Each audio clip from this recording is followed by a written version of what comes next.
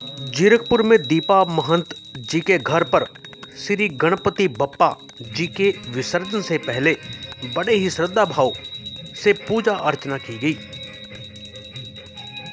इस दौरान सभी श्रद्धालुओं ने पूजा अर्चना में भाग लिया और श्री गणपति बप्पा जी का आशीर्वाद भी प्राप्त किया।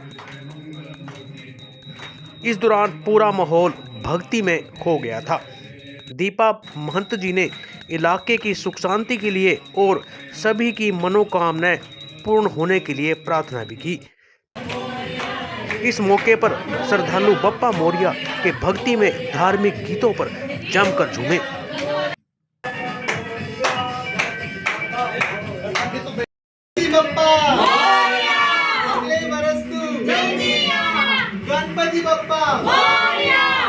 देखिए जी, मैं पहली बात तो ये कहूँगी, पंडित जी तो लगातार सुबह शाम आ रहे थे, ठीक है, पर कहते हैं खुशी से बप्पा को घर लेकर आते हैं।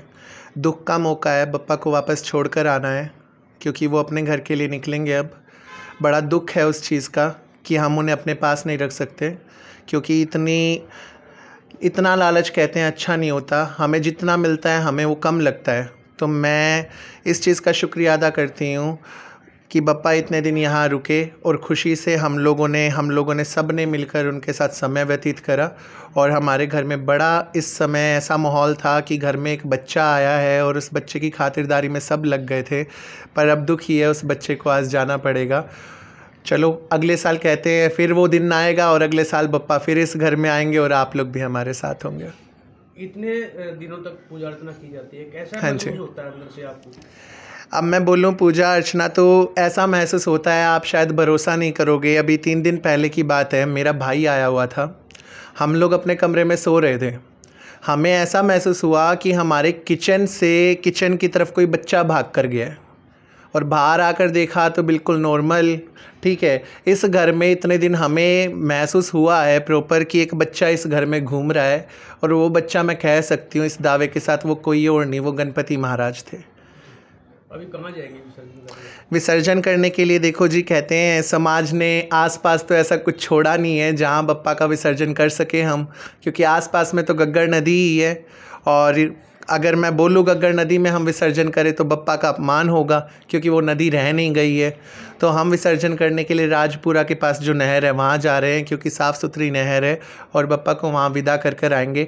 और मैं यहाँ के आसपास के जो गवर्नमेंट एम्प्लॉइज़ है, जो गवर्नमेंट में उच्च स्थान पर है, उनसे मैं ये गुजारिश करूँगी कि गग्गर नदी को इस तरह तो बना दिया जाए कि कम से कम इतनी दूर ना जाना पड़े, बप्पा का विसर्जन हम हमारे घर के पास ही कर पाएँ। तस्वीरों में आप देख सकते हैं कि श्री गणपति बप्पा जी महाराज की विदाई का समय आ गया है। और आपको यहाँ बता दें कि जिस समय दीपा महंत जी श्री गणपति बप्पा जी महाराज को विदा कर रहे थे, तो उस समय उनकी आंखों में आंसू आ गए।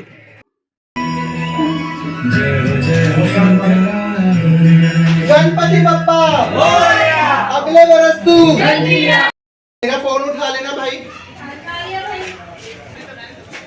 गणपति बप्पा अगले बरस तू।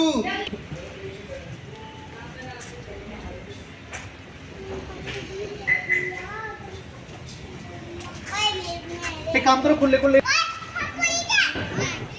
लाइट जलाएंगे गाड़ी की, सीट पीछे करो अच्छे से, पूरी पीछे।